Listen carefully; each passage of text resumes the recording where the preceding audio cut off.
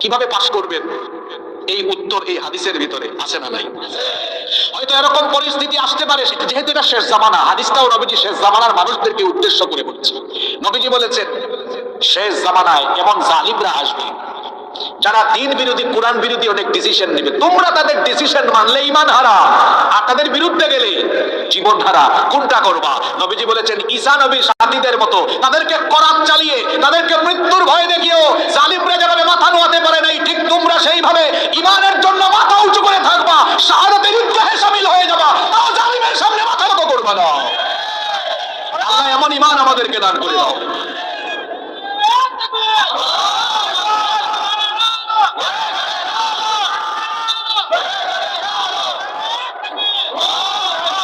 কোন জামানা নিয়ে আলোচনা হচ্ছে? জোরে বলেন, আরো জোরে বলেন। আসি আমরা কোন জামানায়? বাস্তব যখন যেটা দরকার। নবীজি বলেছেন ওই শেষ জামানায় গোটা বিশ্বে, গোটা পৃথিবীতে মুসলমানদের পরিস্থিতি কেমন হবে শোনো। আল্লাহর নবী বলেছেন ইউশিকুল উমামু আন তাদা আলাইকুম কামা তাদা আল আকালাতু ইলা কাসাতিহা। ভোজন পাত্রের চতুর্দিকে যেমন ভোজনকারীরা একত্রিত হয়ে ভোজনের জন্য প্রস্তুত হয়, এরপরে তারা যেমন সব খাবারগুলোকে গিলে ফেলে, খেয়ে ফেলে, ঠিক তেমনি ভাবে আখেরি জামানায় ইসলাম বিরোধী সকল শক্তি ঐক্যবদ্ধ হয়ে মুসলমানদেরকেও গিলে ফেলার চেষ্টা করবে। মুসলমানদের উপরে অবর্ণনীয় জুলুম আসবে, নির্যাতন আসবে। মুসলমানরা কথা বলার স্বাধীনতা হারাবে, চলাফেরার স্বাধীনতা হারাবে। মুসলমানদের উপর এমন মুসিবত আসবে, নিজের বাড়িতে ঘুমাতে পারবে না, নিজের স্ত্রী সন্তানদের সাথে থাকতে পারবে না, নিজের এলাকায় থাকতে পারবে না, ঈমানের দাওয়াত দেওয়ার কারণে নিজের মাতৃভূমিতে পর্যন্ত থাকতে পারবে না। এইরকম কঠিন পরিস্থিতি আসবে। এই কথা শুনে সাহাবায়ে কিরাম নবীজিকে প্রশ্ন করলেন, ইয়া রাসূলুল্লাহ, জোরে বলেন সাল্লাল্লাহু আলাইহি ওয়াসাল্লাম, ওয়া মিন কিল্লাতিন নাহনু ইয়াউমাইদিন। ওগো আল্লাহর নবী, তখন কি মুসলমানদের সংখ্যা কমে যাওয়ার কারণে মুসলমানদের এমন করুণ দশা হবে নাকি? নবীজি বললেন, না, বাল আনতুম ইয়াউমাইদিন কাসীর, বরং তখন মুসলমানদের সংখ্যা অনেক বেশি হবে। সাহাবীরা বললেন, সংখ্যা এত বেশি হওয়ার পরেও গোটা পৃথিবীতে মুসলমানরা কেন মার খাবে? নবীজি তখন বললেন, কারণ হলো ওয়ালাকিন্নাকুম হুসাউন কাহুসাইস সাইল, এর কারণ হলো মুসলমানদের সংখ্যা বেশি হলেও ঈমান তখন দুর্বল হয়ে যাবে, যার কারণে বন্যার স্রোতে ভেসে যাওয়া খড়কুটার মতো মুসলমানরা দুর্বল হয়ে পড়বে। এই কারণে মুসলমানদের অবস্থা তো করুণ হবে। ওয়ালা ইয়ানজিআন্নাল্লাহু মিন সুদুরি আদুউকুম আল মাহাবা, শত্রুদের অন্তর থেকে আল্লাহ মুসলমানদের ভয়ভীতি উঠায় দিবেন। ওয়ালা ইয়াকযিফান্নাল্লাহু ফি কুলুবিকুমুল ওয়াহান, আর মুসলমানদের অন্তরে শেষ জামানায় ওয়াহান ঢুকিয়ে দেওয়া হবে। সাহাবীরা তখন বললেন, ওয়ামাল ওয়াহানু ইয়া রাসূলুল্লাহ, পড়েন সাল্লাল্লাহু আলাইহি ওয়াসাল্লাম, গো আল্লাহর নবী, শেষ জামানায় মুসলমানদের অন্তরে যে ওয়াহান ঢুকবে। আমরা শেষ জামানার মানুষ না? আমাদের ব্যাপারে নবীজি বলেছেন আমাদের অন্তরে ওয়াহান ঢুকবে। কি ঢুকবে? ওয়াহান তো আপনারা বুঝেন নাই, সাহাবীরাও বুঝেন নাই। বলেছেন নবীজি, ওয়াহান কি? মাল ওয়াহান? নবীজি তখন বললেন, ওয়াহান হলো হুব্বুদ দুনিয়া ওয়া কারাহিয়াতুল মাউত। আসেন তো একটু মিলাই আমরা আমাদের সাথে। নবীজি বলেছেন ওয়াহান হলো দুনিয়ার প্রতি ভালোবাসা বেড়ে যাওয়া, দুনিয়ার স্বার্থের মুখে ছুটে বেড়ানো, আর মৃত্যুকে ভুলে যাওয়া। মিলায় দেখেন আমার সমাজের দিকে আজকের মুসলমানরা পৃথিবীতে সংখ্যায় বেশি। আমাদের পূর্বপুরুষরা, গোটা কয়েকজন পূর্বপুরুষ গোটা দুনিয়া শাসন করেছেন। ওমর রাদিয়াল্লাহু আনহু অর্ধ দুনিয়া শাসন করেছেন। ওমর রাদিয়াল্লাহু আনহুর সময় মুসলমানদের সংখ্যা ছিল বেশি, না এখন মুসলমানের সংখ্যা বেশি? আরো জোরে বলেন। এখন সংখ্যা বেশি, কিন্তু এখন সারা দুনিয়ায় মার খাই আমরা। যদি আমাদের হাতে ক্ষমতা থাকতো, ফিলিস্তিনে আমাদের ভাই বোনরা মার খেত না, কাশ্মীরে আমাদের ভাই বোনরা মার খেত না। অর্ধ দুনিয়া শাসন করলেন ওমর রাদিয়াল্লাহু আনহু, সংখ্যা কম ছিল। কেন? কারণ অন্তরের মধ্যে হুব্বুদ দুনিয়া ছিল না, অন্তরের মধ্যে দুনিয়ার ভালোবাসা ছিল না। খালিদ ইবনুল ওয়ালিদ, যুবক ভাইরা শোনো, খালিদ ইবনুল ওয়ালিদ পৃথিবীর ইতিহাসের শ্রেষ্ঠ কমান্ডার। পৃথিবীতে দুইজন সেনাপতি পরাজয় কি, পরাজয়ের স্বাদ তারা জীবনেও নেয় নাই। কয়জন কমান্ডার? জীবনে কেউ তাদেরকে পরাজিত করতে পারে? কয়জন? এদের মধ্যে একজন ইমানদার আর একজন বেঈমান। বেঈমানটার নাম হলো মঙ্গোলিয়ান কমান্ডার চেঙ্গিস খান। এখানে তরুণ যুবকরা হয়তো চেঙ্গিস খানের নাম শুনেছে। মঙ্গোলিয়ান কমান্ডার চেঙ্গিস খান কোন যুদ্ধে পরাজিত, আর ইসলামের এই বীর সিপাহ সালার খালিদ ইবনুল ওয়ালিদ কোন যুদ্ধে তিনি পরাজিত। খালিদ ইবনুল ওয়ালিদ তিনি গিয়েছেন, দেখেন হুব্বুদ দুনিয়া আর কারাহিয়াতুল মাউতের কথায় এটা চলে এসেছে। আমরা এখন মরণকে অনেক ভয় পাই। বলবেন কেন? চোখের সামনে জুলুম অত্যাচার হচ্ছে, কথা বলে না, কয় আমার প্রাণের মায়া বেশি, যদি মরে যাই। কারাহিয়াতুল মাউত আমাদের অন্তরে ঢুকেছে। আর আমাদের পূর্বপুরুষরা সংখ্যায় কম হয়ে পৃথিবী ঝাঁপিয়ে বেরিয়েছেন কেন শোনেন, কারণটা কি? খালিদ ইবনুল ওয়ালিদের নেতৃত্বে মুসলমানরা গিয়েছে রোমানদের বিরুদ্ধে লড়াই করতে। সেই সময় রোমান ছিল পৃথিবীর সবচেয়ে শক্তিশালী এক সাম্রাজ্য। রোমান কমান্ডার যুদ্ধের মাঠে খালিদ ইবনুল ওয়ালিদকে ডাক দিয়ে বলল, খালিদ, তুমি একজন বীর যোদ্ধা, তুমি একজন সাহসী, আমার কোনো সন্দেহ নাই, কিন্তু তুমি কাদেরকে মোকাবেলা করতে এসেছো তুমি কি জানো? পৃথিবীর শ্রেষ্ঠ সেনাবাহিনীর বিরুদ্ধে তুমি লড়তে এসেছো। আমার রোম বাহিনী পৃথিবীর শ্রেষ্ঠ বাহিনী, শ্রেষ্ঠ সেনাবাহিনী, আমাদের অস্ত্র হলো পৃথিবীর সেরা অস্ত্র, আমাদের যোদ্ধা পৃথিবীর সেরা যোদ্ধা, আর আমি তো কমান্ডার, আমার ব্যাপারে তো জানোই, পৃথিবীর সেরা কমান্ডার। তুমি একজন কমান্ডার, ভালো যোদ্ধা, আমার কোনো সন্দেহ। তোমার বাহিনীতে কাদেরকে নিয়ে আসছো? গরিব, অস্ত্র শস্ত্র তোমাদের ঠিকঠাক মতো নাই। আজ রোমান বাহিনীর সামনে কোন সাহসে আসলে? তোমার সাথে যারা এসেছে এখানেই তাদের আজকে কবর হবে। মানে অবস্থাটা হচ্ছে এমন, মানে বাংলাদেশের কোন বাহিনী গিয়েছে আমেরিকার সাথে লড়ার জন্য, আর আমেরিকার কোন কমান্ডারের কথা। খালিদ ইবনুল ওয়ালিদ তখন ভয় পাইয়া যুদ্ধের মাঠ ছেড়ে পালাইছে, তাই না? চলে বলেন, তিনি তখন কি বললেন? কি সুন্দর কথা, জিতুকুম মিন কওমিন ইউহিব্বুনাল মাউতা কামা তুহিব্বুনাল হায়া, জিতুকুম মিন কওমিন ইউহিব্বুনাল মাউতা কামা তুহিব্বুনাল হায়া। তোমরা বেঁচে থাকা যেমন ভালোবাসো, পছন্দ করো, আমার সাথীরা ঠিক তার বিপরীত, ইসলামের জন্য, দ্বীনের জন্য মরে যাওয়াকে তারা পছন্দ করে। আমাদের পূর্বপুরুষরা তারা দুনিয়াতে বেঁচে থাকার চাহিদা বেশি ছিল না, দ্বীনের জন্য জীবন দেওয়ার স্বপ্ন বেশি ছিল। এই জন্য তারা পৃথিবীতে মাথা উঁচু করে দাঁড়িয়েছিলেন। আজ মুসলমানদের সংখ্যা এত বেশি কেন দুর্বল হবে? নবীজি হাদিসে ব্যাখ্যা দিয়েছেন, মুসলমানদের অন্তরে হুব্বুদ দুনিয়া, দুনিয়ার প্রতি ভালোবাসা ঢুকে যাবে। কত যুবক আছে সে তার নেতার কাছ থেকে কিছু সুযোগ সুবিধা পাবে বলে ওই নেতার ইসলাম বিরোধী নীতির পক্ষে গিয়ে নেতার সামনে পিছে সামচামি করে। এটার নাম হুব্বুদ দুনিয়া, এটার নাম দুনিয়ার প্রতি মোহ, দুনিয়ার ভালোবাসায় আল্লাহ ভুলে যাওয়া। কষ্ট হচ্ছে নাকি আপনাদের? ওয়া কারাহিয়াতুল মাউত, শেষ জামানার মানুষ মৃত্যু অপছন্দ করবে, মরণকে ভয় করবে, মৃত্যুকে ভয় পায়। বেঈমান, কাফির, মুশরিক, মুনাফিক, কারণ ওর জন্য দুনিয়াটা জান্নাত, মরে গেলে তার জন্য শাস্তি আছে না নাই? এজন্য মরণকে তারা ভয় পায়। কিন্তু ইমানদার মরণকে ভয় পায় না, ইমানদার মরণকে তার জান্নাতে যাওয়ার একটা সেতু মনে করে। সুবহানাল্লাহ। আমার জাতীয় কবিকে আমি খুব ভালোবাসি, কারণ তিনি এত সুন্দর সুন্দর লেখনী আমাদেরকে উপহার দিয়েছেন। তিনি কত চমৎকার করে না বললেন, উহারা চাহুক দাসের জীবন, আমরা শহীদি দরজা চাই, নিত্য মৃত্যু ভীত ওরা, ওরা মৃত্যু কোথায় খুঁজে বেড়ায়। লোকটা কোরআন হাদিস কেমন জানতেন আমি জানি না, কিন্তু তার লেখনীগুলো এত সুন্দর, এত চমৎকার, যা কোরআন হাদিসের মূল থিমের সাথে মিলে যায়। আল্লাহ তার কবরকে তুমি জান্নাতুল ফেরদাউস বানিয়ে দাও। কার কথা বলছি বুঝতে পারছেন তো? হ্যাঁ, নজরুল ইসলাম, কাজী নজরুল ইসলাম। আমি তাকে শুধু জাতীয় কবি বলি না, আমার কাছে মনে হয় তিনি বিশ্বকবি, কারণ বিশ্বকবি হওয়ার সব কোয়ালিটি তার মধ্যে ছিল। তিনি বিদ্রোহী ছিলেন, সত্যের পক্ষে আপোষহীন। যখন ব্রিটিশরা শোষণ করছে তখন এক কবি লিখলেন, তখন আমারও পরানো যাহা চাই তুমি তাই তাই। আর নজরুল তখন বিদ্রোহ করে লিখলেন, কারার ওই লৌহ কপাল ভেঙে ফেল করলে লোপাট, রক্ত জমাট শিকল পূজার পাশান পেতে। এমন কবি তিনি ছিলেন। আল্লাহ তার কবরকে জান্নাতুল ফেরদাউস বানিয়ে দাও। আছি আমরা কোন জামানায়? এই শেষ জামানায় পৃথিবীতে মুসলমানদের সুদিন আসবে না দুর্দিন আসবে? জোরে বলেন। তবে এই দুর্দিন আবার থাকবে না, দুর্দিন কেটে গিয়ে আবার সুদিনও আসবে। সুদিন দিবেন কি? গোটা দুনিয়া জুলুম অত্যাচারে ভরে যাবে, মুসলমানরা কোণঠাসা হয়ে পড়বে।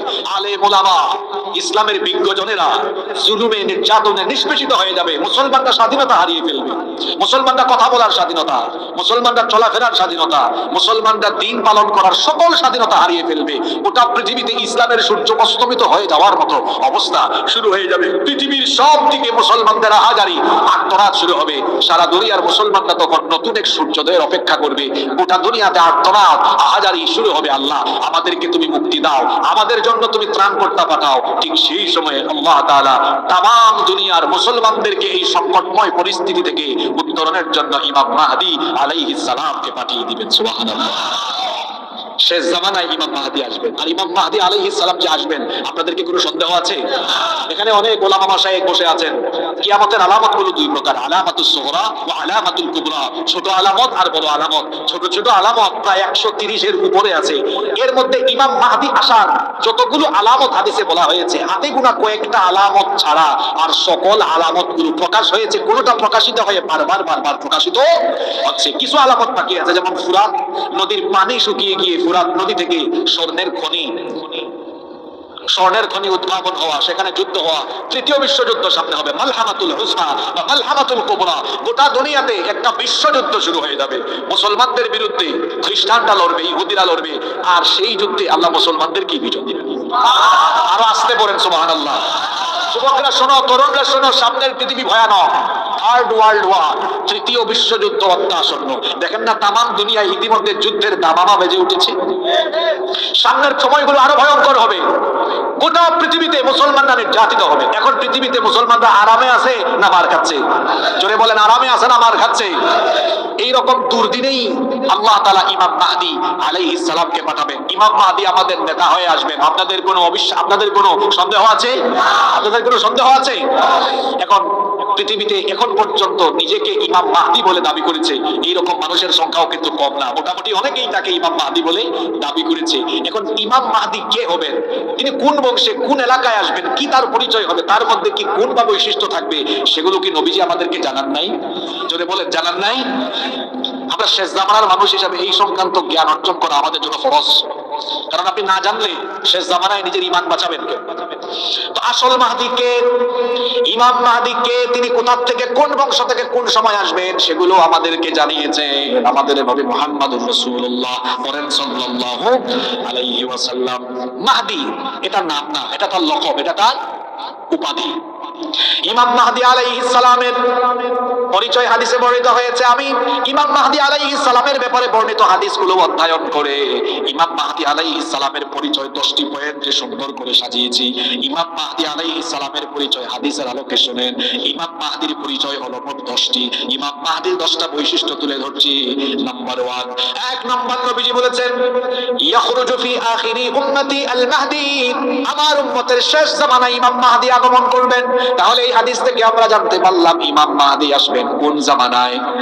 আরো জোরে বলেন, কোন জামানায়? শেষ জামানায় তিনি আসবেন। নাম্বার 2 নম্বরে হচ্ছে তিনি কোন বংশ থেকে আসবেন? ইমাম মাহদী কি কুমিল্লার দেবিদ্বারের কোন গ্রামের কোন বংশ থেকে আগমন হবে নাকি? কোন বংশ থেকে তার আগমন হবে? নবীজি বললেন, আল মাহদী মিন হিজরাতি মিন ওয়ালাদি ফাতিমা। নবীজি বললেন, আমার কলিজার টুকরা মেয়ে ফাতিমা রাদিয়াল্লাহু আনহা সন্তানদের বংশধারা থেকে ইমাম মাহদীর আগমন হবে। তাহলে ইমাম মাহদী হবেন যিনি ফাতিমা রাদিয়াল্লাহু আনহার বংশের হবেন, অর্থাৎ নবীজির বংশের হবেন তিনি। নাম্বার 3 নম্বর, ইমাম মাহদীর নাম কি হবে? মাহদী তো আগেই বলেছি, এটা তার লকব। মাহদী আরবি শব্দ অর্থ হলো সুপথ প্রাপ্ত, হেদায়াত প্রাপ্ত। তাকে সুপথে, হেদায়াতের পথে যিনি পরিচালিত করবেন তিনি কি? আবার তিনিও মানুষকে হেদায়াতের পথে আহ্বান করবেন, এই জন্য তার নাম হলো মাহদী। আসল মাহদী যিনি, তার বাবার নাম কি হবে? তার নাম এবং তার বাবার নাম কি হবে? নবীজি বলেছেন, লা ইয়াযহাবুদ দুনিয়া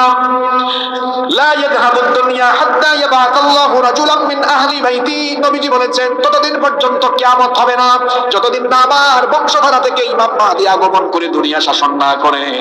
তার নাম ঠিকানা কি হবে? নবীজি বললেন, ইউআতিসমু হুসমি ওয়াসমা আবি ইসমা আবি। তার নাম হবে আমার নামে, তার বাবার নাম হবে আমার বাবার নামে।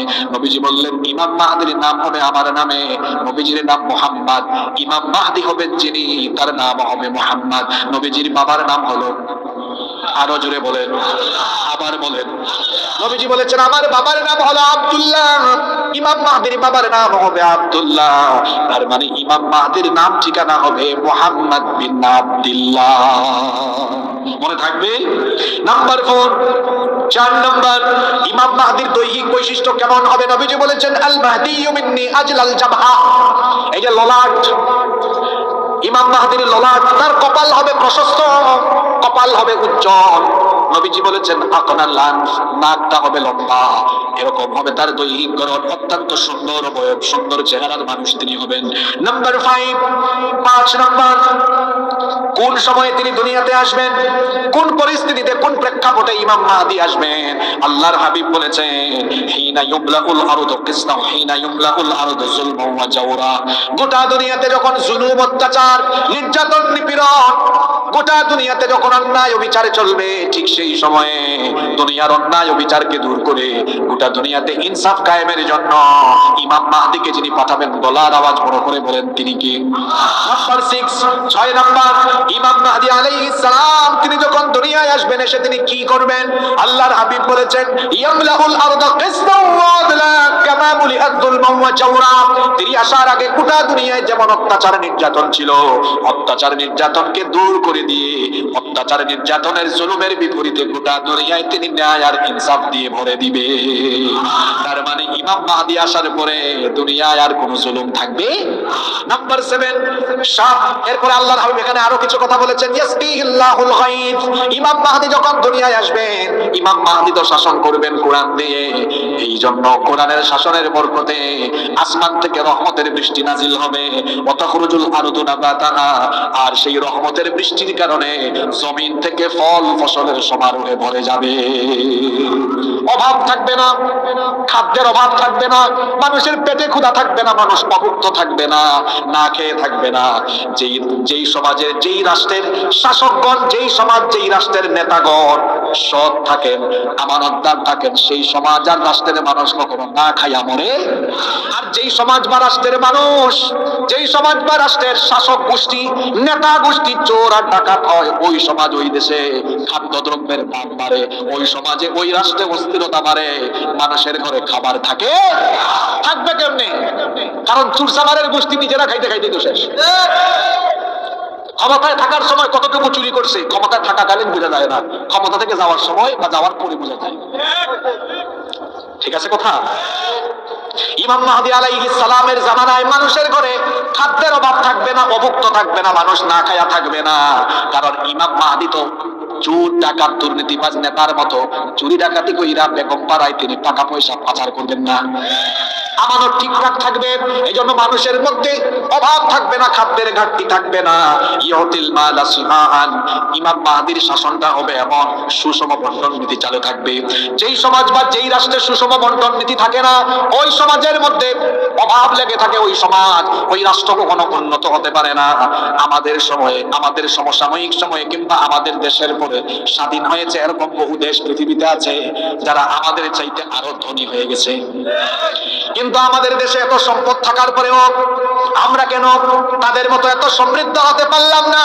কারণ হলো আমার দেশে আছে যেমন সম্পদের খনি, এগুলোকে খাওয়ার জন্য আছে চোর আর ডাকাতের খনি। এই চোর ডাকাতগুলোর কারণেই কিন্তু উন্নতি, অগ্রগতি সম্ভব হচ্ছে। ক্ষমতা পাওয়ার সময় হলফনামায় যে তথ্য সম্পদের 5 বছর পরে সম্পদ বাড়ে, যে ব্যক্তি 5 বছর 10 বছর ক্ষমতায় থাকার পরে সম্পদ বাড়ে, এইটা আসলে সৎ মানুষ না, এইটা হলো অসৎ মানুষ। জনগণের দায়িত্ব ঠিকঠাক মতো পালন করলে সম্পদ বাড়ে কেমনে? আরো কমে যাওয়ার কথা, ঠিক কিনা? আল্লাহর নবী বলেছেন ইউতিল মালা সিহাআন, ইমাম মাহদীর জামানায় সুষম বন্টন নীতি থাকবে। 7 নাম্বার ইমাম মাহদীর বৈশিষ্ট্য হলো আমরা ক্ষমতার জন্য কত কষ্ট করি, ক্ষমতার জন্য আন্দোলন করি, ক্ষমতার জন্য আমরা ঘাম ঝরাই, ক্ষমতার জন্য আমরা কত কিছু করি। আর বাংলাদেশের পোলাপান আবেগী বেশি। ইদানিং একটা ডায়লগ খুব ভাইরাল হয়েছে, হ্যাঁ, পোলাপাইন আবেগী হয়ে গেছে। শোনো, কোথায় যে শিরক করো, কোথায় যে আল্লাহর নাফরমানি হয়, এটাও বুঝো না। ফেসবুকে ইদানিং খুব বেশি দেখছি, যুবকরা, তরুণরা দিচ্ছে, ছাত্ররা দিচ্ছে যে পানি দিয়ে শরীর ভিজলে কাপড় বদলাতে হয়, আর ঘাম দিয়ে শরীর ভিজালে ভাগ্য বদলে যায়। এরকম একটা ডায়লগ ইদানিং ফেসবুকে খুব দেখা যাচ্ছে। বাঙালি তো এমন, যেটা পায় ওইটাই, বাদাম পাইছে বাদাম নিয়ে পড়ে বসছে। মানে বাঙালি যখন যেটা পায়, বাঙালি যখন যেটা পায় সেটা নিয়েই পড়ে থাকে। এখন পড়ে আছে এটা নিয়ে। যদি ঘাম মানুষের সাথে প্রতারণা না করে, যদি ঘাম ঝরাইলেই যদি ভাগ্য বদলে যেত, বা ঘাম ঝরাইলেই যদি মানুষ সফল হয়ে যেত, তাহলে রিক্সাওয়ালা, ভ্যানওয়ালা ঘাম ঝরায় কম না বেশি? জি, যারা মাটি কাটে ঘাম ঝরায় কম না বেশি? ওই শিপইয়ার্ডে গিয়ে দেখেন যারা শিপে জাহাজে কাজ করে, এদের ঘাম ঝরে কম না বেশি? আমার বাড়ি সিলেটে গিয়ে দেখেন ওই ভুলাগঞ্জে ভাঙে, যারা পাথর ভাঙে, ইট ভাঙে, এদের ঘাম ঝরে কম না বেশি? পরিশ্রম করতে হবে। লাইসা লিল ইনসানি ইল্লা মা সাআ। বিনা প্রচেষ্টায় মানুষের কিছু অর্জন হয় না, কিন্তু চেষ্টা করলেই শুধু হয়ে যায় না। চাইতে হবে কে? জোরে বলেন, চাইতে হবে কে? যেন ইমানের জায়গা ঠিক করো ভাই, কিছু একটা পাইলি। কি যে অবস্থা! আসলে আমাদের দেশে মানুষকে, আমার এক ভাই আমাকে একদিন বললো, হুজুর আমাদের দেশে মানুষকে ওয়াজ করে মুসলমান বানানোর চাইতে আগে মানুষকে মানুষ বানানো দরকার। আমি বললাম, ভাই কথা এই কথাটা কেন বললেন? মানুষ হিসাবে তো তার বিবেক আছে, বিবেকবান যিনি সুশৃঙ্খল হবেন তিনি, এমনটাই তো হওয়ার কথা। যেমন একটা গরু, একটা ছাগল, তার ব্রেন নাই, বিবেক নাই, এই জন্য দেখা যায় আরেকজনের ধারের ক্ষেত্রে মুখ লাগাই দিচ্ছে, এই সর সর, তাও শুনে না। কয়েকটা লাগাইলে তারপরে সরে। অশুনবে কেমনে? অত বিবেক অবুঝে না যে কার ক্ষেতে আমি মুখ দিলাম। কিন্তু মানুষ তো সম্মানিত হয়েছে কিসের কারণে? এই বিবেককে কি আপনি কাজে লাগাবেন না? আমাদের মধ্যে আসলে তো শৃঙ্খলা নাই। দেখবেন বিমান একটা অবতরণ করলো, বিমান ল্যান্ড করলো, যারা দেশের বাইরে যাতায়াত করেন, এই যেখানে সোহাগ ভাই আছেন, উনি তো নিয়মিত যাতায়াত করেন, পাইলট অথবা ক্যাবিন ক্রু বললো, সম্মানিত যাত্রীবৃন্দ, বিমান পুরোপুরি না নামা পর্যন্ত নিজ নিজ আসনে বসে থাকুন। শুধু বিমান যদি ঢাকা এয়ারপোর্টে ল্যান্ড করতে পারে, ওই বিমান চলন্ত অবস্থায় বাঙালি দাঁড়ায় যায়। কার আগে কে ব্রেক দিবে? আপনি যদি বলেন মাহফিলে সুশৃঙ্খল ভাবে ঢুকেন, তখন আরো সবকিছু ভাঙ্গা ভাঙ্গা ঢুকবে। মানে বলবেন একটা, করবে আরেকটা। তো আমরা অনেক সময় অনেক কিছু বলে ফেলি, অনেক সময় অনেক কিছু করে ফেলি, কিছুই বুঝি না। যেমন অনেক ছেলেরা ফেসবুকে পোস্ট দেয়, খাদির মামু বিংরাজ মেম্বার। আমি একজনকে পাইলাম, বললাম, এই তুমি যেটা লিখছো এটা মানে কি? আমি শুনছি তো ভালো লাগছে, এই জন্য দিচ্ছি। বেশিরভাগ মানুষ এইরকম আছে না নাই? সে বুঝে না, জানে না কেন কোন কথা বলা হচ্ছে, কেন কি করা হচ্ছে। যেমন 31 নাইটে আতশবাজি ফুটিয়েছে, 31 নাইটে অশ্লীলতা বেহায়াপনায় লিপ্ত হয়েছে, তাকে যদি জিজ্ঞেস করেন তুমি 31 নাইটে এমন করলা কেন, কয়েককে করে তো আমি হিস্ট্রি সে বলতে পারে না। যিশু খ্রিস্টের জন্মের 1600 বৎসর পরে 1582 খ্রিস্টাব্দে পোপ অষ্টম গ্রেগরিয়ান ক্যালেন্ডার, তৎকালীন রোমান জুলিয়ান ক্যালেন্ডারকে সংশোধন করে গ্রেগরিয়ান ক্যালেন্ডার প্রচলন করলেন, যেটা খ্রিস্টানদের ধর্মীয় চেতনার সাথে সম্পর্কিত। যিশু খ্রিস্টের জন্মের বছরকে এক ধরে সাল গণনার শুরু থেকে সেখান থেকে তারা সাল গণনা আরম্ভ করেছে। আর 31 নাইটে উৎসব করা, তারা এটাকে তাদের একটা ধর্মীয় চেতনার অংশ মনে করে, সেটাই মুসলমানরা করছে। অবশ্য করবে না কেন? নবীজিও বলেছেন, শেষ জামানায় এমন কিছু মুসলমান সন্তান পাওয়া যাবে যারা মুসলমানের ঘরে জন্ম নিয়ে ইহুদি খ্রিস্টানদের হুবহু অনুসরণ করে চলবে। এটাও ঠিক। আবার 31 নাইটে আতশবাজি ফুটে, ওইটাও ঠিক। যাবো কোন থেকে আমরা? এই জন্য যুবক তরুণদেরকে আমি বলবো, ভাই সচেতন হও। আল্লাহ আমাদের মধ্যে সচেতনতা পয়দা করে দেন। কষ্ট হচ্ছে আপনাদের? ইমাম মাহদির 7 নম্বর বৈশিষ্ট্যের কথা বলছিলাম। আমরা ক্ষমতার জন্য কত কষ্ট করি, এত কষ্ট করি। দেখেন না, মানুষের কাছে ভোট চাইতে চাইতে চাইতে চাইতে ভোটের দিন সকালবেলা চেহারার দিকে তাকাইলে লাগে বেচারা মনে হয় 2 বছর ধরে কিচ্ছু খায় না। এত কষ্ট ক্ষমতার জন্য। আর ইমাম মাহদী আলাইহিস সালাম, তার ব্যাপারে নবীজি বলেছেন, ইউসলিহুল্লাহু ফি লাইলাতিন ওয়াহিদা, মাত্র এক রাতে আল্লাহ তাকে গোটা দুনিয়ার খেলাফতের মালিক বানায়া দিবেন। ক্ষমতার জন্য তাকে কোনো কষ্ট করা লাগবে? গোটা দুনিয়ার ক্ষমতার মালিক আল্লাহ তারে বানাবেন কয় রাতে? জোরে বলেন, কয় রাতে? নাম্বার 8 নাম্বার, ইমাম মাহদী আলাইহিস সালাম তার আত্মপ্রকাশ হবে কাবার চত্বরে তাওয়াফরত অবস্থায়। কিছু লোকেরা তাকে চিনে ফেলবে। ইমাম মাহদী আলাইহিস সালাম কখনোই মানুষের সামনে নিজের পরিচয় তিনি দিবেন না, বরং কঠিন সংকটাপন্ন মুহূর্তে কাবার চত্বরে ওই সময় ইমাম মাহদী আলাইহিস সালামকে দেখে লোকেরা চিনে ফেলবে, তার হাতে লোকেরা বায়াত গ্রহণ করবে। আর তার আত্মপ্রকাশের এই খবর মুহূর্তেই গোটা দুনিয়ায় ছড়িয়ে যাবে। তখন মাহদী বিদ্বেষী লোকেরা, অর্থাৎ ইহুদি খ্রিস্টান এবং মুসলমান নামধারী স্বার্থান্বেষী কিছু মুনাফিক শাসকেরা ইমাম মাহদী আলাইহিস সালামকে হত্যা করার জন্য সেনাবাহিনী পাঠাবে। এই কথাগুলো আমার নয়, নবীজি বলে গিয়েছেন, আল্লাহর হাবিব বলেছেন, ইয়াউদু আইদুম বিল বাইত, এক আশ্রিত ব্যক্তি কাবা ঘরে যখন আশ্রয় নিবে, অর্থাৎ ইমাম মাহদী আলাইহিস সালাম কাবা ঘরে যখন আশ্রয় নিবেন, ফায়ুবাথু ইলাইহি বাথন, তাকে হত্যা করার জন্য একদল বাহিনী প্রেরণ করা হবে। ফাইদা কানু বিবাইদাইম মিনাল আরদি খুসিফা বিহিম, তাকে হত্যা করার জন্য ওই বাহিনী যখন কাবার চত্বরে যাওয়া তো দূরের কথা, মক্কার আশেপাশে যাওয়া তো দূরের কথা, বাইদা নামক স্থানে ওই সেনাবাহিনী যাওয়ার পরে ওই সেনাবাহিনীকে মাটির তলায় যিনি দশায়া দিবেন তিনি কি? এখান থেকে আরেকটা শিক্ষা নেন, তাহলে ইমাম মাহদী, আসল ইমাম মাহদী যিনি, তার ক্ষতি দুনিয়ার কেউ করতে পারবে? এই পর্যন্ত দুনিয়াতে অনেকেই নিজেকে মাহদী বলে দাবি করেছে। যেমন 1980 সালে, আপনারা গুগলে সার্চ করে দেখবেন, উইকিপিডিয়াতে এই তথ্যগুলো পাবেন। 1980 সালে কাবার চত্বরে এক লোক হঠাৎ করে তাকে ইমাম মাহদী বলে দাবি করেছিল। তার নাম ছিল মুহাম্মদ বিন আব্দুল্লাহ আল কাহতানি। মুহাম্মদ বিন আব্দুল্লাহ আল কাহতানি। কত সালে? 1980 সালে। এই খবর সৌদি গভর্নমেন্ট শোনা মাত্রই ফোর্স পাঠিয়েছে। ওই ফোর্স কাবা ঘরের ভিতরে ঢুকে তাকে গুলি করে একদম শেষ করে ফেলেছে। কিন্তু ইমাম মাহদী আলাইহিস সালাম, যিনি আসল মাহদী, তাকে হত্যা করার জন্য যদি কোনো বাহিনী পাঠানো হয়, কাবার চত্বরে ঢোকা তো দূরের কথা, অনেক দূরে থাকতেই বাইদা নামক স্থান, নবীজি বলেছেন এখানে যাওয়া মাত্রই গোটা বাহিনীকে মাটির তলায় তিনি ধসাইয়া দিবেন। তিনি কে? আল্লাহু আকবার। কষ্ট হচ্ছে আপনাদের? ইমাম মাহদী আলাইহিস সালাম আগমনের খবর সারা দুনিয়াতে যখন ছড়িয়ে যাবে, সর্বপ্রথম খুরাসানের দিক থেকে কালো পতাকাবাহী লোকেরা, অর্থাৎ তুর্কমেনিস্তান, আফগানিস্তান, তুর্কমেনিস্তান, উজবেকিস্তান, এই সকল অঞ্চল থেকে সর্বপ্রথম একদল কালো পতাকাবাহী লোকেরা ইমাম মাহদীর সৈন্য হওয়ার জন্য সবার আগে তার কাছে ছুটে যাবে। সুবহানাল্লাহ। আমি, আপনি, আমরা কেউ জানি না ইমাম মাহদীর জামানা আমরা দেখবো কিনা। এমনও তো হতে পারে আমরা দেখেও যেতে পারি, এমনও হয়ে যেতে পারে কি পারে না। যদি আমাদের জামানায় আমরা ইমাম মাহদী আগমনের খবর পাই, ইমাম মাহদীর সৈন্য হতে আমরা রাজি আছি না নাই? নবীজি বলেছেন ফাইদা রাআইতুমুহু ফাবাইউহু ওয়ালাউ হাবওয়ান আলা সালজ। নবীজি বলেছেন যদি ইমাম মাহদী আগমনের খবর শুনো, ইমাম মাহদীকে যদি তোমরা দেখো, নবীজি বলেছেন ওয়ালাউ হাবওয়ান আলা সালজ, তাহলে বরফের উপরে হামাগুড়ি দিয়ে হলেও ইমাম মাহদীর হাতে তোমরা বায়াত গ্রহণ করো। যদি ইমাম মাহদীকে আপনারা পেয়ে যান, ইমাম মাহদীর সৈন্য হতে কারা কারা রাজি? তো হাত তুলে আল্লাহকে দেখান তো। মাশাআল্লাহ, মাশাআল্লাহ, মাশাআল্লাহ। ঠিক আছে, তাকবীর দেওয়া লাগবে না, আল্লাহ কবুল করেন, বলেন আমিন। আপনাদের কষ্ট হচ্ছে? আপনারা আর 15 মিনিট ধৈর্য ধরতে পারবেন তো? আপনাদেরকে ফাইনালি আমি এমন এমন তথ্য দিয়ে শেষের দিকে যাব, যাতে করে কিছু হেদায়াতও নিয়ে যাওয়া যায় ইনশাআল্লাহ। মনোযোগ আছে তো সবার? যুবকদের আছে তো? 9টা বললাম। 10 নম্বর পয়েন্ট হলো ইমাম মাহদী দুনিয়াতে আসবেন, এক রাতে আল্লাহ তাকে খেলাফতের যোগ্য বানাবেন, গোটা দুনিয়া তিনি শাসন করবেন কি দিয়ে? আরো জোরে বলেন, কত বছর শাসন করবেন? আল্লাহর নবী বলেছেন ইয়ামলিকু সাবআ সিনিন, ইমাম মাহদী 7 বছর দুনিয়ায় রাজত্ব করবে। কত বছর? আরো জোরে বলেন। বাংলাদেশে যে সরকার যখনই ক্ষমতায় আসে, সরকার প্রধানদের অফিস কোথায়? কুমিল্লায় না ঢাকায়? জোরে বলেন। ইমাম মাহদী যখন গোটা দুনিয়া শাসন করবেন, তার অফিস কোথায়? জি, কোথায়? মক্কায়, দামেস্ক। এক একজন এক এক কথা বলতেছেন, দেখছেন?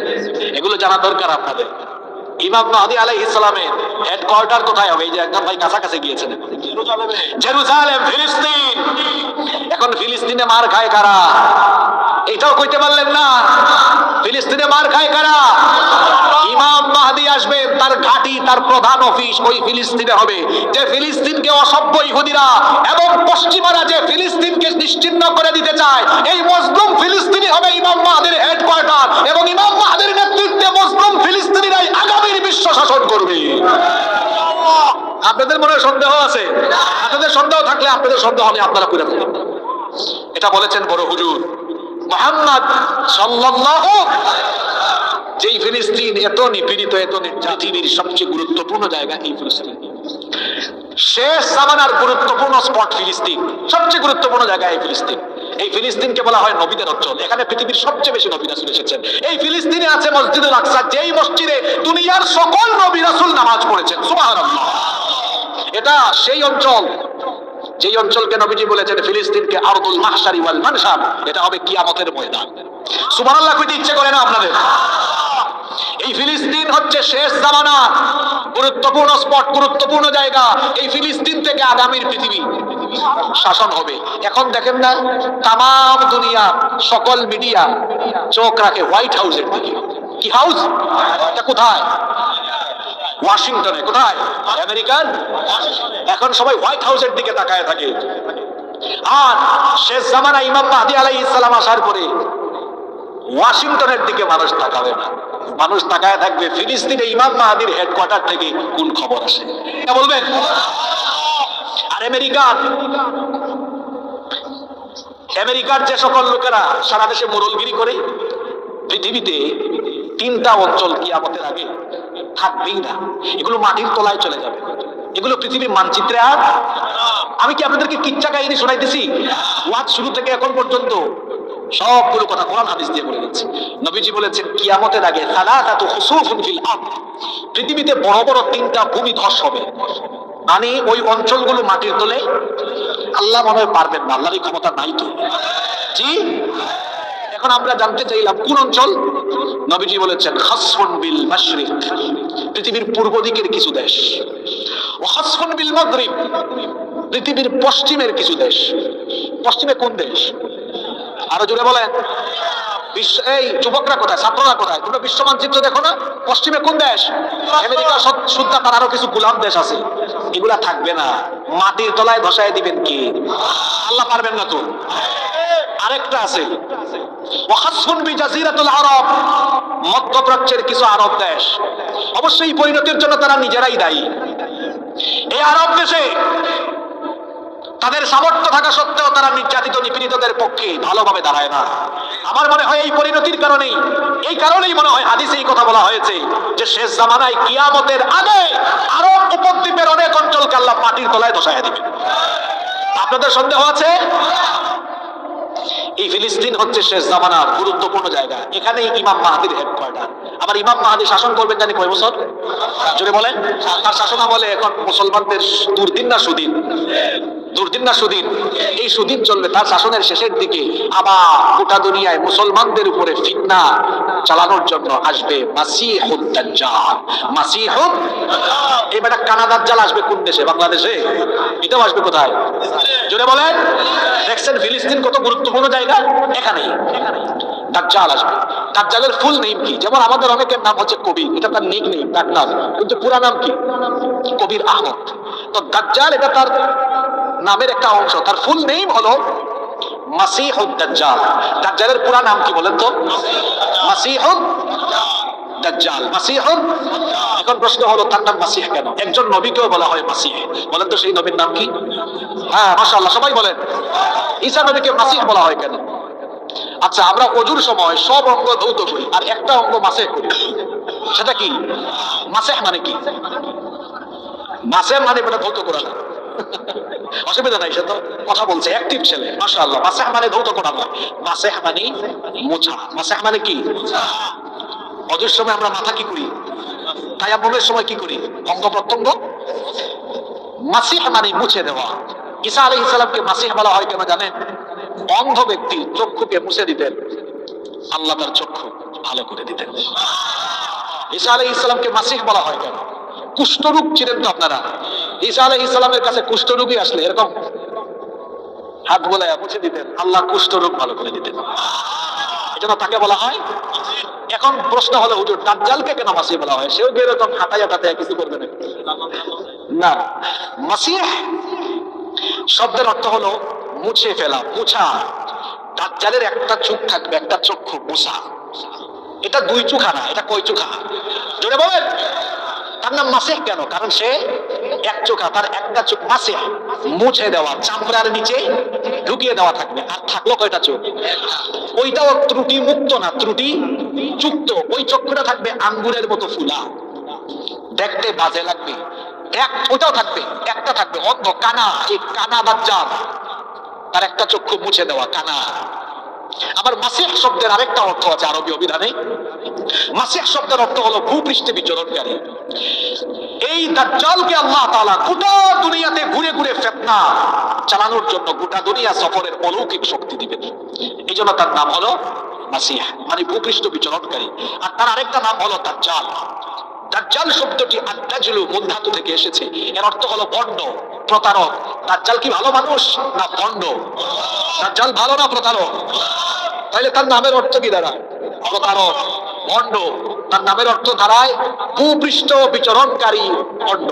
তাহলে মাসিহুদ দাজ্জাল নামের অর্থ হলো ভূপৃষ্ঠ বিচরণকারী, না অর্থটা ফুলফিল হয় না, আরেকটু ফুলফিল করে দিই, ভূপৃষ্ঠ বিচরণকারী অর্ধ কানা। এখন একদম মাসিহ শব্দের নামটাও মানে অর্থটা ফুলফিল হয়ে আসছে। মাসিহুদ দাজ্জাল মানে হলো ভূপৃষ্ঠ বিচরণকারী কানা প্রতারক অন্ধ। মনে থাকবে? কষ্ট হচ্ছে আপনাদের? এই দাজ্জালের তথ্যটা দিয়ে আমরা শেষের দিকে যাচ্ছি। এই দাজ্জালের কিছু বৈশিষ্ট্য আছে। দাজ্জাল কিন্তু মানুষের মতোই হবে, তবে অস্বাভাবিক আকৃতি থাকবে, অস্বাভাবিক, আমাদের মতো স্বাভাবিক দানব আকৃতির থাকবে। আবার নবীজি বলেছেন আন্নাহু আওয়া, সে হবে কানা, সে হবে কি? এসে বলবে আমি তোমাদের রব। নবীজি বলেছেন সাবধান, আলা ইন্নাল মাসিহাদ দাজ্জাল আওয়ারুল আইন, সাবধান দাজ্জাল হবে অন্ধ। সে বলবে, সে এসে তোমাদেরকে বলবে সে নাকি তোমাদের রব। শুনে রেখো, তোমাদের রব তো অন্ধ নয়, আমাদের রব হলেন সকল প্রকার মানবীয় গুণাবলীর ঊর্ধ্বে। সুবহানাল্লাহ। দুনিয়া সুন্দর, মানুষ সুন্দর, আসমান সুন্দর, জমিন সুন্দর, সুন্দরে সুন্দরে পাল্লা, জানি না কত সুন্দর তুমি আল্লাহ, জানি না কত সুন্দর তুমি আল্লাহ। সুবহানাল্লাহ। আমাদের রব কত সুন্দর আমরা সেটা জানি। জান্নাতীরা কিয়ামতের দিন জান্নাত লাভের পরে আল্লাহ বলবেন তোমরা খুশি? হয় খুশি। আল্লাহ বলবেন বলে নাই না মাজিদ, আরো বেশি কিছু আছে। মানুষ বলবে এর চেয়ে বেশি আর কি হইতে পারে? এক একটা জান্নাত, সর্বনিম্ন জান্নাতের মালিক যে হবে সেও তো 10টা দুনিয়ার সমান জান্নাত পাবে। এত বড় জান্নাত যেখানে হুর আছে, গিলমান আছে, চাকর বাকর আছে, খাওয়া দাওয়ার অভাব নাই, ফুর্তির অভাব নাই। আল্লাহ বলছেন আরো বেশি। জান্নাতীরা মনে মনে বুঝবে, বুঝছি যে আল্লাহকে ভয় করে এত কিছু করলাম, জান্নাত পাইছি, সে আল্লাহকে তো পাই নাই, সে আল্লাহকে দেখি নাই। আল্লাহকে দেখছেন আপনারা? নবীজি জবান খুলবেন, আল্লাহ সেদিন তার 70,000 নূরের পয়দা উন্মোচন করে যখন বান্দাদের সামনে আসবেন, বান্দা আল্লাহর দিকে তাকায় থাকবে, আল্লাহ বান্দার দিকে তাকায় থাকবে। এভাবে কত সময় চলে যাবে বান্দা টের পাবে না। সেই অনুষ্ঠানে আমরা থাকতে চাই কি চাই না? আল্লাহ কবুল করেন। দাজ্জালের আরো বৈশিষ্ট্য বলা হয়েছে। নবীজি বলেছেন আন্নাহু জাহাদুস শাম, তার মাথার চুলগুলো হবে অস্বাভাবিক কুকরানো। নবীজি আরো বলেছেন মাকতুবুন বাইনা আইনাইহি কাফির আও কাফারা, তার এই কপালের মধ্যে আরবি 3টা অক্ষর লেখা থাকবে। জুড়ে বলেন কয়টা? কাফ ফারা। ওয়া ফি রিওয়ায়াতিন উখরা, অন্য রিওয়ায়াতে এসেছে কাফির লেখা থাকবে। আল্লাহর হাবিব বলেছেন পড়া লেখা জানে না, পড়তেও জানে না, লিখতেও জানে না, এমন মুমিন ব্যক্তি দাজ্জালের সেই কপালে থাকা কাফির লেখা পড়তে পারবে। আপনাদের প্রশ্ন হলো হুজুর যে ব্যক্তি পড়তে জানে না সে কেমনে পড়তে পারবে? কারণ হলো তার অন্তরের মধ্যে ঈমান থাকার কারণে, ঈমানের নূর থাকার কারণে ওই মুমিনের অন্তর্দৃষ্টি যিনি খুলে দিবেন তিনি কি? আর কাফির যদি উচ্চ শিক্ষিত হয় ভেলকিতে পড়ে যাবে, প্রতারণায় পড়ে গিয়ে দাজ্জালের কপালে থাকা কাফির লেখা সে পড়তে পারবে। দাজ্জালের আরো পরিচয় নবীজি দিয়েছেন আন্নাদ দাজ্জালু লা ইউলাদু লাহু, দাজ্জালের কোনো বংশ থাকবে না, তার কোনো সন্তানাদি হবে না, তার কোনো সন্তান থাকবে। ফিহি ইনহিনাউ, দাজ্জাল হবে ঘাউরা, ঘাড় তেরা। বুঝেন তো আপনারা?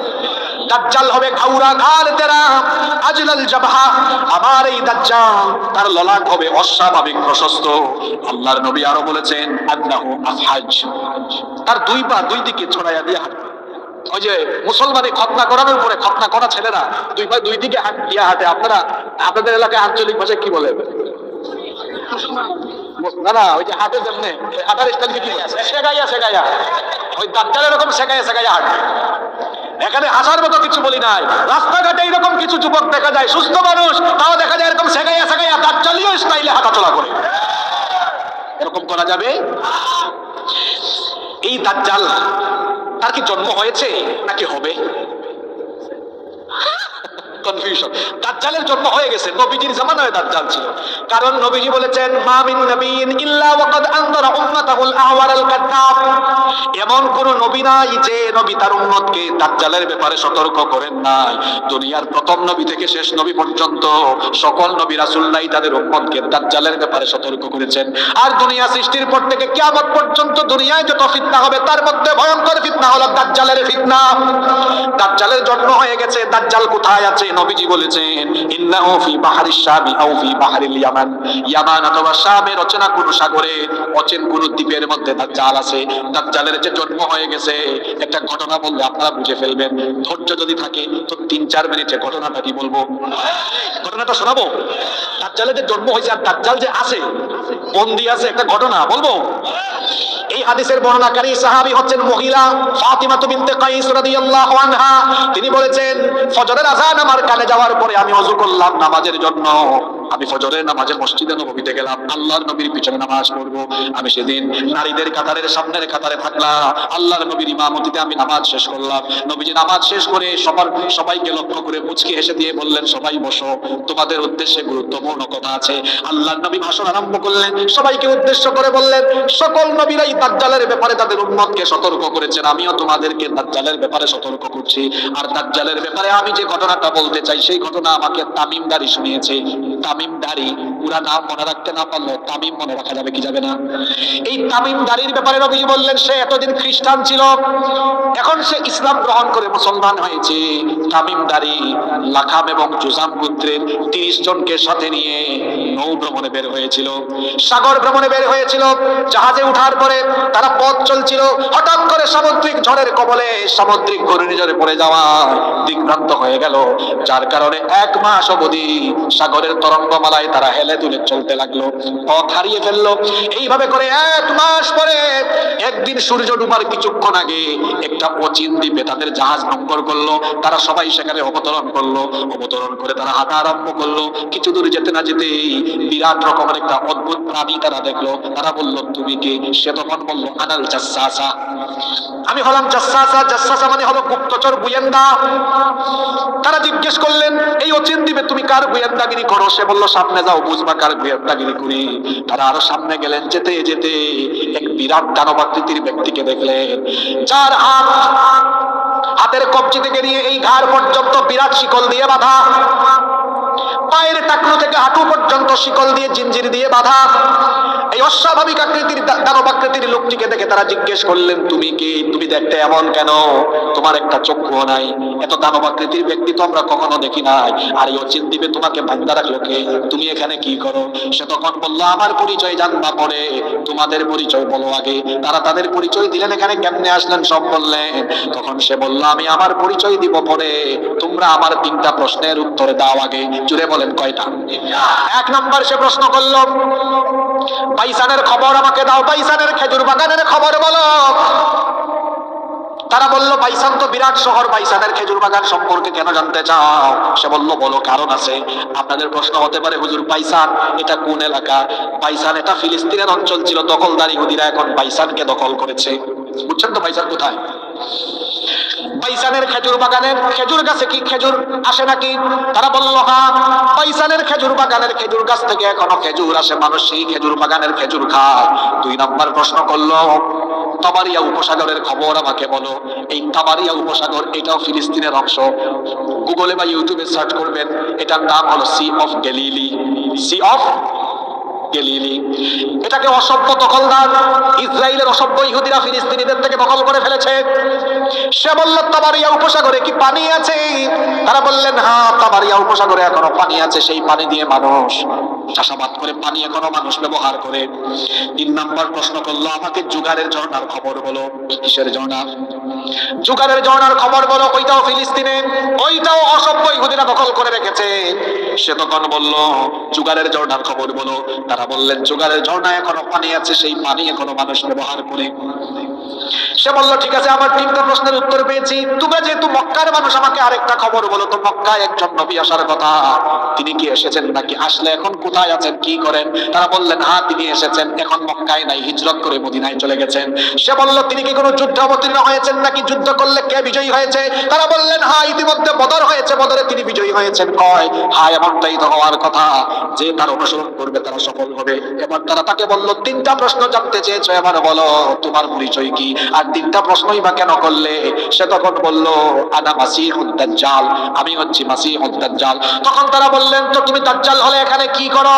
সে তখন বলল এখানে আল্লাহ আমাকে অচিনে দ্বীপে বন্দী করে রেখেছেন, কিন্তু খুব শীঘ্রই আল্লাহ আমাকে বন্ধন মুক্ত করে দিবেন, এখান থেকে আল্লাহ আমাকে জামিন দিবেন, মুক্তি দিবেন।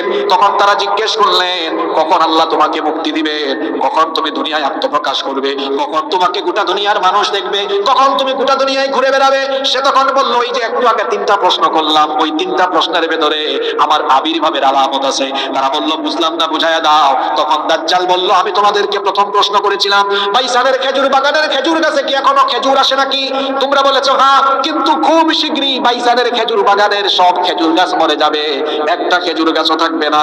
যখন বাইসানের বাগানের খেজুর গাছের আসল খেজুর গাছ থাকবে না, তখন আমি দুনিয়াতে আত্মপ্রকাশ করব। এখন তো ইউটিউবের জামানা, গুগলের জামানা। ছাত্র ভাইরা, যুবক ভাইরা আসো না, আজকে বাড়ি গিয়া ওয়াজের শেষে মিলায় দেখিও বাইসান সম্পর্কে। শুধু বাইসান লিখবেন, গুগলে উইকিপিডিয়াতে তথ্য আসবে, ইউটিউবে সার্চ করবেন।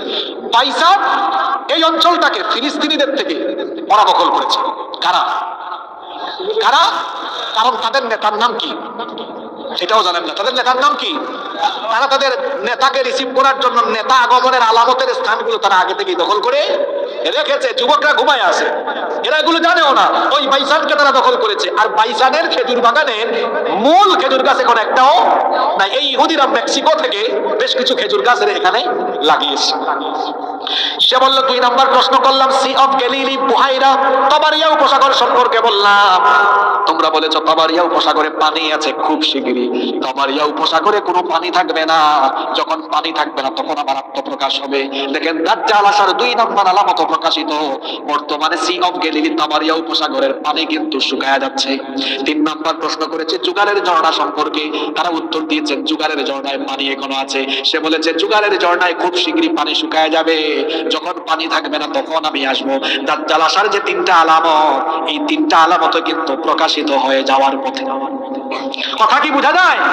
দাজ্জাল আসবে না এসে গেছে, জন্ম হবে না হয়েছে, আত্মপ্রকাশ বাকি আছে। দাজ্জাল দুনিয়াতে প্রকাশিত হওয়ার আগে দাজ্জাল তার অনুসারীদের মাধ্যমে ফিতনা ছড়াবে। দাজ্জালের অনুসারী কারা? প্রশ্ন হলো দাজ্জালের খাসলতের সঙ্গে যাদের খাসলতের মিল আছে এরা হলো দাজ্জালের অনুসারী। যেমন দাজ্জালকে আল্লাহ অলৌকিক কিছু ক্ষমতা দিবেন। আল্লাহর হাবিব বলেছেন তার এক হাতে থাকবে জান্নাত আর এক হাতে থাকবে জাহান্নাম। কিন্তু এটা আসল না ফেক, এটা নকল। সে মানুষকে বলবে আমার উপর ঈমান আনো, আমি জান্নাত দিব, আমার উপর ঈমান না আনলে আমার এই জাহান্নামে ঢুকো। আল্লাহর হাবিব বলেছেন দাজ্জালের উপর ঈমান না এনে দাজ্জালের ফিতনায় না পড়ে তারা দাজ্জালের দেখানো জাহান্নামের ফেক আগুনে ঝাঁপ দিবে। ঝাঁপ দেওয়ার পরে দেখবে ওইটা আসলে জাহান্নাম না, ওইটা হলো মুমিনের জন্য জান্নাতের ফুল বাগান। দাজ্জাল মানুষকে জান্নাত জাহান্নাম বিলাইয়া বেরাবে। সে বলবে আসো আমার উপর ঈমান আনো, আমি জান্নাত দিব। দাজ্জাল আসার আগেই দেখবেন দাজ্জাল মার্কা মানুষ বের হয়েছে, যারা তাকে তাকে এখন জান্নাত দিয়া বেরায়, মনে হয় জান্নাতের ঠিকাদারি সে নিয়েছে। জান্নাত কি তার বাপের যে সে জান্নাত দিয়ে বেরোয়? কথা কি বোঝা যায়? এরা জিজ্ঞেস করলেন আচ্ছা তুমি দুনিয়াতে আসার পরে কতদিন তুমি ফিতনা ছড়াবা? সব উত্তর নেন। এই হাদিসটা সরাসরি বর্ণনা করছেন নবী করিম সাল্লাল্লাহু। ওই তামিমদারি তার 30 সাথী নিয়ে দাজ্জালের সাথে সাক্ষাৎ হয়েছে এক অচির দিকে। সে বলল আমি যখন দুনিয়াতে যাব, দুনিয়াতে যাওয়ার পরে আমি মোট 40 দিন অবস্থান করব। জুড়ে বলেন কয়দিন? তবে তোমাদের 40 দিনের মতো 40 দিন নয়। দাজ্জালের প্রথম দিনটা হবে 1 বছরের সমান। জুড়ে বলেন কয় বছর? একদিন 1 বছরের সমান। তারপরের 2 নাম্বার দিনটা হবে 1 মাসের সমান। 3 নাম্বার দিনটা হবে 1 সপ্তাহের সমান। তাহলে 40 থেকে 3 গেল, বাকি থাকে কত? 37। বাদ বাকি 37 দিন হবে নরমাল স্বাভাবিক দিন। এইরকম ফিতনা ছড়াবে, মানুষের ঈমান কেড়ে নেওয়ার জন্য ফিতনা ছড়াবে। ওই দাজ্জালকে হত্যা করার জন্য আল্লাহ তাআলা তখন পাঠাবেন ঈসা আলাইহিস সালামকে। দুনিয়ার একজন নবীর এখনো মরণ হয় না, এখনো মৃত্যু হয় নাই। ওই নবীর নাম কি? কিন্তু খ্রিস্টানরা মনে করে ঈসা আলাইহিস সালামকে তারা শুলে চড়িয়ে হত্যা করেছে, কিন্তু যেটাকে তারা হত্যা করেছে ওইটা আসলে ঈসা না, ওইটা মিসা। তারা আছে মিসা নিয়ে, আমরা আছি ঈসা নিয়ে। কারণ ঈসা আলাইহিস সালামের সূরত ধরে আর এক লোককে তারা হত্যা করেছে। ঈসা আলাইহিস সালামের সূরত আল্লাহ আরেক লোককে দিয়েছেন, তারা ওইটাকে ঈসা মনে করে শুলে চড়িয়ে হত্যা করেছে, কিন্তু যাকে শুলে চড়িয়ে হত্যা করেছে ওইটা ঈসা না মিসা, ওইটা মিস্টার মিসা। কিন্তু আসল ঈসাকে আল্লাহ আসমানে উঠায় নিয়েছেন, তার এখনো মরণ হয় নাই। কেন মরণ হয় নাই? কারণ ঈসা নবী দোয়া করেছিলেন, আল্লাহ শুনেছি আমার উপরেই শেষ নবী আসবেন, ওই নবীর এত দাম এত মর্যাদা, ওই নবীর উম্মতেরও নাকি এত দাম, আমাকে তুমি নবী বানিয়ে ফেলেছো, আমাকে নবী না বানায়া ওই নবীর উম্মত বানালে ভালো হতো। তিনি এই দোয়া যখন করেছেন আল্লাহ দোয়া কবুল করে নিলেন, তাকে আল্লাহ মরণ না দিয়ে আসমানে উঠায় রেখেছেন। এই কারণে উঠায় রেখেছেন যাতে আল্লাহ তাআলা তার দোয়া কবুলের উপরে তাকে যেন তিনি শেষ নবীর উম্মত বানাতে পারে। এই দাজ্জালকে হত্যা করার জন্য ঈসা আলাইহিস সালামকে পাঠাবেন কে? বেশি কষ্ট হয়ে যাচ্ছে আপনাদের, তাই না? এই তো আর 2 থেকে 3 মিনিট। ঈসা আলাইহিস সালাম আসবেন কখন? যখন দাজ্জালের ফিতনায় মানুষ অতিষ্ঠ। দাজ্জাল সব জায়গায় প্রবেশ করবে, সারা দুনিয়ায় সফর করবে। 2টা জায়গা আছে না, কয়টা জায়গায়? মক্কা আর মদিনায়। ঢুকতে চাইলেই ফেরেশতারা তলোয়ার দিয়ে ভাগায় দেবে। যদিও অন্য আরেকটা রিওয়ায়াতে এসেছে মসজিদে তুর আর মসজিদে আকসা, এই মসজিদগুলোতেও সে ঢুকতে পারবে, এটা অন্য রিওয়ায়াত। এছাড়া গোটা দুনিয়ায় ফিতনা চালাবে, তাকে কিছু অলৌকিক ক্ষমতা দেওয়া হবে। যেমন দাজ্জাল আকাশকে হুকুম করবে, বৃষ্টি নাজিল হবে। দাজ্জাল মরা মানুষ জিন্দা করবে, ওইটাও আসল না ফেক। জিনদেরকে মানুষের সুরত ধরে দেখাবে, দেখো আমি মরা মানুষ জিন্দা করতে পারি। কারণ দাজ্জাল ভালো না ধোঁকাবাজ, ভালো না ভণ্ড, প্রতারণা করবে। কিন্তু যেই সকল লোকদের ঈমান থাকবে না দাজ্জালের ফিতনায় পড়বে, যাদের ঈমান থাকবে তারা দাজ্জালের ফিতনায় পড়বে না। বাঁচাই দিবেন কে? দাজ্জাল গোটা দুনিয়াতে ফিতনা চালাবে। তার সৈন্য কারা হবে? হাদিসে এসেছে দাজ্জালের সৈন্য হবে 70,000 ইহুদি। জোরে বলেন তো কত হাজার? আর কিছু নারী তার সাথী হবে। কোন সব নারী? বেঈমান কিছু নারী তার সাথী হবে। দাজ্জাল তার 70,000 ইহুদি সৈন্য নিয়ে গোটা দুনিয়াতে তাণ্ডব লীলা চালাবে। মুসলমানরা দিশেহারা অতিষ্ঠ হয়ে যাবে। একদিন ফজরের নামাজে, কোন নামাজে শুনতেছেন আপনারা? সিরিয়ার পূর্ব দিকের দামেস্কের, সিরিয়ার দামেস্কের পূর্ব দিকের সাদা গম্বুজওয়ালা একটা মসজিদ, নামাজে ওই দিন ইমামতি করবেন মুসলমানদের খলিফা ইমাম, জোরে বলেন, ঈসা না ইমাম মাহদি, ইমাম মাহদি আলাইহিস সালাম। নামাজের ইকামত হবে এমন টাইমে দামেস্কের পূর্ব দিকের সাদা গম্বুজওয়ালা মসজিদে 2 জন ফেরেশতার কাঁধের উপরে ভর করে ঈসা আলাইহিস সালাম অবতরণ করবেন। আরো আসতে বলেন সুবহানাল্লাহ। ঈসা আলাইহিস সালামকে দেখে ইমাম মাহদি চিনে ফেলবেন। তিনি বলবেন, আসেন, ইমামতির জায়গা আমি ছেড়ে দিলাম, আপনি ইমামতি করেন। ইমাম মাহদি আলাইহিস সালাম বলবেন, না, আপনি মুসলমানদের খলিফা, আপনি ইমামতি করবেন, আপনি নামাজ পড়ান। তিনি পিছনে দাঁড়িয়ে যাবেন, ইমাম মাহদি আলাইহিস সালামের ইমামতিতে নামাজ হবে। ঈসা আলাইহিস সালাম বলবেন, মসজিদের দরজা খুলে সবাই বের হও, যে দাজ্জাল তাণ্ডব লীলা চালাচ্ছে তাকে খতমের জন্য আমাকে পাঠিয়েছেন কে?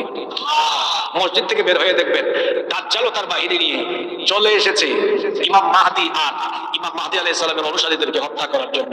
অথচ দাজ্জাল জানে না ইতিমধ্যে ঈসা আলাইহিস সালামকে পাঠিয়ে দিয়েছেন কে? লবণ পানিতে রাখলে লবণ কি হয়? নবীজি বলেছেন, লবণ যেমন পানিতে রাখলে লবণ গলে যায়, ঈসা আলাইহিস সালামকে দেখে দাজ্জালও গলে যাওয়ার মতো অবস্থা হবে। ঈসা আলাইহিস সালামকে দেখা মাত্রই দাজ্জাল তার 70,000 বাহিনী ফালাইয়া থুইয়া ঈসা আলাইহিস সালাম বাহিরের অন্যান্যদেরকে বলবেন, তোমরা এই 70,000কে সাইজ করো। কথা শুনতেছেন তো? এই ইহুদিরা এখন গোটা পৃথিবীতে খুব তাণ্ডব লীলা চালাচ্ছে। আল্লাহর নবীর হাদিস, ইমাম মাহদির সৈন্যরা এই ইহুদিদের উপর ঝাঁপিয়ে পড়বে। এই ইহুদিরা বাঁচার জন্য সেদিন দেয়ালের আড়ালে, গাছের আড়ালে লুকাবে। সেদিন আল্লাহ তাআলা গাছের জবান দেয়ালের জবানও খুলে দিবেন।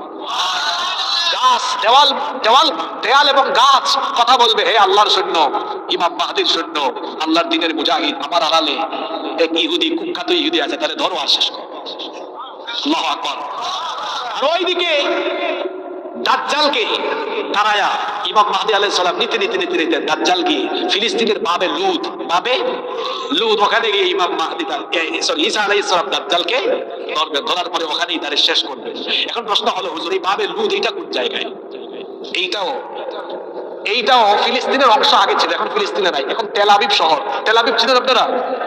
ইসরায়েল এটা সভ্য না অসভ্য জারজ রাষ্ট্র? জারজ রাষ্ট্র, জোর করে আর কি। যেমন আপনাদের সুরনগরে এসে চান্দিনা থেকে এক লোক এই এলাকা, এই মাটি, এই ভূমি, এই জমিন দখল করে সাইনবোর্ড লাগাইছে, তারে আপনারা ভূমির আসল মালিক বলবেন না দখলদার? ইসরায়েলের ইহুদিরা হলো এরকম দখলদার। ওই লুদ সিটিকেও তারা ইহুদিরা দখল করেছে। এই ফিলিস্তিন হলো আগামী দুনিয়ার কেন্দ্রবিন্দু। এখানেই ইমাম মাহদী আসবেন, এখানে দাজ্জাল আসবে, এখানেই দাজ্জালকে হত্যা করা হবে, এখানে ঈসা আলাইহিস সালাম আসবেন, এবং এই ফিলিস্তিন হবে আগামী দুনিয়ার শাসনের কেন্দ্রবিন্দু। গোটা দুনিয়াতে মুসলমানরা অত্যাচারিত হচ্ছে, নিপীড়িত হচ্ছে। এই অবস্থা থাকবে না। অন্ধকারের পরে যেমন আলো আসে, রাত 11টা হয়ে গেছে মানে সকাল হওয়ার সম্ভাবনা বাড়লো না কমলো, ঠিক তেমনি ভাবে মুসলমানদের এই দুর্দিন যত বেশি বাড়ছে, সুদিন কাছাকাছি চলে আসতেছে। ভয় পাবেন না, আপনারা শেষ জামানায় যদি ঈমানকে বাঁচিয়ে রাখতে পারেন, দেখবেন আগামীর জামানায় ইসলামী যে নেতৃত্ব আসতেছে, কুরআনী শাসন আসতেছে, সেই কুরআনী শাসনে আপনিও থাকতে পারবেন ইনশাআল্লাহ। আমাদের কাজ হলো, শেষ জামানায় নবীজি বলেছেন ঈমান বাঁচিয়ে রাখাটা কঠিন হবে। এখন আমাদের সবাইকে ঈমানের প্রতি মনোযোগী হওয়ার দরকার আছে না নাই? এজন্য আমার যুবক ভাইদেরকে বলবো, ভাই ঈমান বাঁচাও, ঈমান বাঁচাও, সেফটি ফার্স্ট। আগে নিজেকে বাঁচাইতে হবে। মানুষ বলে না নিজে বাঁচলে পাবেন না, নিজে বাঁচলে মানে নিজের ঈমান বাঁচাতে হবে। এখন ঈমান হরণ হওয়ার জন্য কিচ্ছু লাগে না, এটাই যথেষ্ট। ঠিক আছে কথা? ঈমান হারানোর অনেক উপাদান আছে। যুবকদেরকে, তরুণদেরকে, ছাত্রদেরকে, চাচাদেরকে, মা বোন সবাইকে বলছি, আমরা শেষ জামানায় আছি। আসুন, শেষ জামানায় ঈমানের উপরে টিকে থাকার জন্য যা করা দরকার তা করতে হবে। ঈমানের উপর টিকে থাকার জন্য এই কোরআনের সাথে থাকতে হবে, উলামায়ে কেরামদের সুহবতে থাকতে হবে, নিজেদেরকে সব সময় কোরআন সুন্নাহর পথে রাখতে হবে। তবেই আমরা ঈমানের পথে থাকতে পারবো ইনশাআল্লাহ।